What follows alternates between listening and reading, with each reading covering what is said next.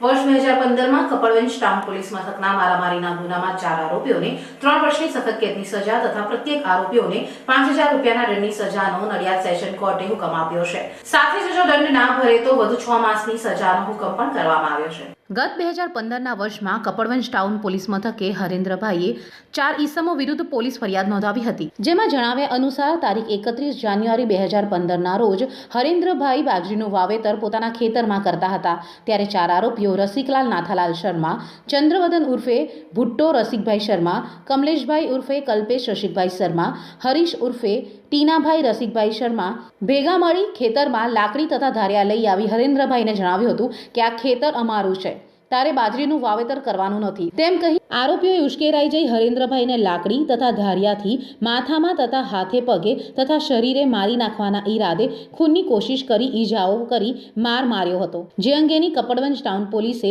ઇપીકો કલમ 307, 325, 504 અને 114 મુજબ ગુનો નોંધ્યો હતો, જે કેસ ડિસ્ટ્રિક્ટ એન્ડ સેશન જજ LS પીરજાદાની કોર્ટમાં ચાલી જતા સરકારી વકીલે 10 સાક્ષીઓને તપાસેલા અને 20 જેટલા દસ્તાવેજી પુરાવાના આધારે ચારેય આરોપીઓ રસિકલાલ નાથાલાલ શર્મા, ચંદ્રવદન ઉર્ફે ભુટ્ટો રસિકલાલ શર્મા, કમલેશભાઈ ઉર્ફે કલ્પેશ રસિકભાઈ શર્મા, હરીશકુમાર ઉર્ફે ટીનાભાઈ રસિકભાઈ શર્માને ઇપીકો કલમ 325 અને 114ના ગુનામાં 3 વર્ષની સખત કેદની સજા અને પ્રત્યેક આરોપીઓને 5000 રૂપિયાનો દંડ ફટકાર્યો છે અને જો દંડ ના ભરે તો વધુ 6 માસની કેદની સજાનો હુકમ કર્યો છે। બનાવ એવો છે કે 31/1/2015ના રોજ કપડવંજ હાઈવે ઉપર પેટ્રોલ પંપ છે, તેની પાછળ એક સર્વે નંબર 449 નંબરની ખેતીલાયક જમીન છે। આ જમીનના માલિક બચુભાઈ બારોટ નામના કપડવંજના રહીશ છે। એ પોતાના ખેતરમાં બાજરીનું વાવેતર કરતા હતા અને એ વાવેતર કરતી વખતે અગાઉ દાંતી મારતા હતા। એ દાંતી ખેતરમાં મારતા હતા એ વખતે આ રસિકભાઈ નાથાલાલ શર્મા અને એમના 3 દીકરાઓ નામે ચંદ્રવદનભાઈ શર્મા, કમલેશભાઈ અને હરીશભાઈ એમ 4 જણાઓ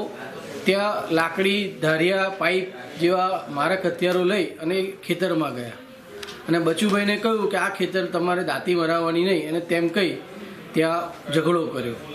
અને એ ઝઘડા દરમિયાન આ બચુભાઈ ઉપર આ લોકોએ ગંભીર જીવલેણ હુમલો કર્યો। જે તે ટાઈમમાં બચુભાઈએ એની ફરિયાદ આપેલી અને ફરિયાદના આધારે આરોપીઓને પોલીસે પકડેલા અને 307, 325, 504 અને 114 મુજબનું ચાર્જશીટ દાખલ કરેલું। એ ગુનાનો ટ્રાયલ નામદાર પ્રિન્સિપલ ડિસ્ટ્રિક્ટ જજ શ્રી પીરજાદા સાહેબની કોર્ટમાં નડિયાદ સેશન્સ કોર્ટમાં ચાલ્યો, જેમાં નજરે જોનાર સાક્ષીઓ તેમજ સરકારશ્રી તરફનો પુરાવો ધ્યાને લઈ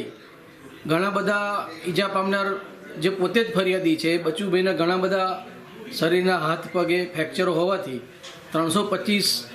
અને 114ની કલમ માની અને 4 આરોપીઓને 3 વર્ષની સખત કેદની સજા અને પ્રત્યેક આરોપીને ₹5,000નો દંડ અને દંડ ન ભરે તો વધુ 6 માસની સજાનો આજરોજ આદેશ કર્યો છે।